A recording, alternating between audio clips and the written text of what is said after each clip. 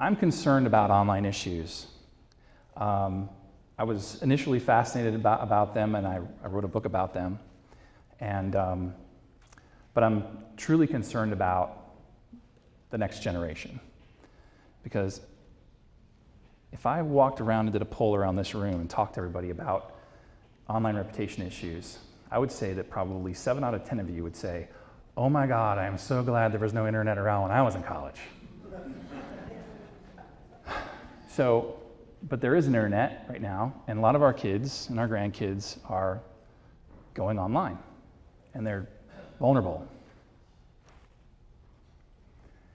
So those are my kids, little shadowy there. That's my daughter, Emma. She's 16. That's my son, Jack. He's 14. They both go to Palmetto Senior High. And I had a long conversation with them just as I was completing my book, and it was around the exact same time as the NFL draft. And so the Laramie Tunsil situation was fresh in my brain, okay? And there's something to be learned for what happened to Laramie Tunsil. And there's other things we can learn as well.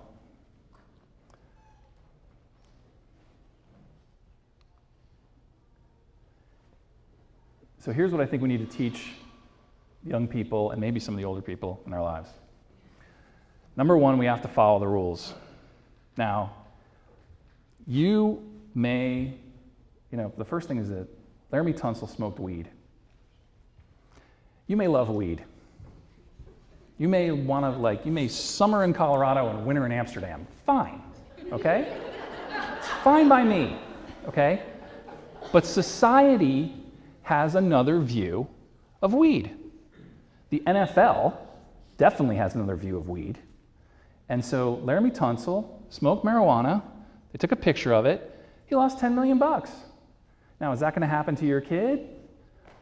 Hopefully not, probably not, but at the same time, the risks are there. The next point, we need to teach our kids to know who their friends are. Your friends don't take pictures of you while you're smoking marijuana with your gas mask, right? Your friends don't take pictures of you when you're passed out. Your friends don't write things on your face with a Sharpie when you're passed out, right? I tell my kids, keep your friends close and forget this, whatever, Sun Tzu, Art of War. You keep your enemies far away, okay? The next thing is we have to learn not to document everything. Everything that we do is not worthy of a tweet. Everything we do is not worthy of being on Facebook.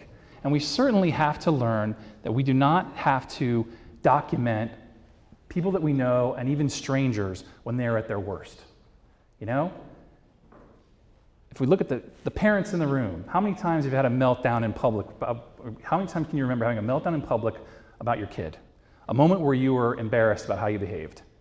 Okay? Everybody. You guys can raise your hand too. It's not just the moms. Moms are honest. Everybody. We lose it every once in a while. Do you want that on the internet? No. Should you take a picture of it when somebody is losing it? No. We don't need to document everything. The next one, very important. Stop taking pictures of your private parts. Oh my God. Do you know how many people have called me who have had, their problem is they have naked pictures of themselves on the internet? It's like an epidemic. It's the next Zika. It's crazy. It's absolutely crazy.